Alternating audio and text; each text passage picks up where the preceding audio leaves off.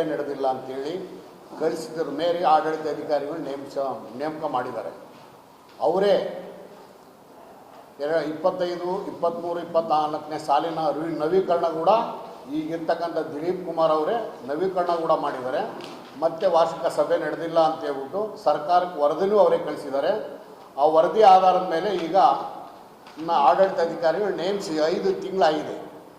ಈಗ ಪುನಃ ನಮ್ಮ ಎದುರಾಳಿಗಳ ಜೊತೆಗೆ ಅವರೇನೋ ಶಾಮೀಲಾಗಿ ನಾವು ಚುನಾವಣೆಗೆ ಕಂಟೆಸ್ಟ್ ಮಾಡಬಾರ್ದು ಅಂತೇಳಿ ಅದೇ ವ್ಯಕ್ತಿ ಮತ್ತೆ ನನಗೂ ಮತ್ತು ಕಾರ್ಯದರ್ಶಿ ಅವರಿಗೆ ಅಧ್ಯಕ್ಷರು ಕಾರ್ಯದರ್ಶಿಗಳು ಅಂತೇಳಿ ಅವರು ನಮಗೆ ಮತ್ತೆ ನೋಟಿಸ್ ಕೊಟ್ಟಿದ್ದಾರೆ.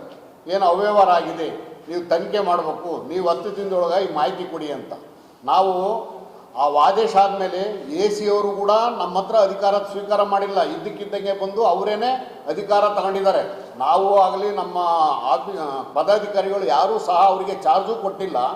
ಆದರೂ ಸಹ ನಾವು ಆದೇಶನ ಪಾಲನೆ ಮಾಡಿ ಅದು ಗೌರವ ಕೊಟ್ಟು ನಮ್ಮ ಮರಕ್ಕೆ ನಾವು ಸುಮ್ಕಿರ್ಬೇಕಾದ್ರೆ ಇವರು ಚುನಾವಣೆಗೆ ಕಂಟೆಸ್ಟ್ ಮಾಡಬಾರ್ದು ಅಂತೇಳಿ ನಮ್ಮ ಎದುರಾಳಿಗಳ ಜೊತೆಗೆ ಶಾಮೀಲಾಗಿ ಇವರು ದಿಲೀಪ್ ಕುಮಾರ್ ಎಂಬುವರು ನಮ್ಮ ಮೇಲೆ ಮತ್ತೆ ಈಗ ನೀವು ಇದನ್ನು ನಮಗೆ ಒಂದು ಲೆಕ್ಕಪತ್ರ ಕೊಡಿ ಅಂತೇಳಿ ಕೊಟ್ಟಿರೋದು ಎಷ್ಟು ಸಮಂಜಸ?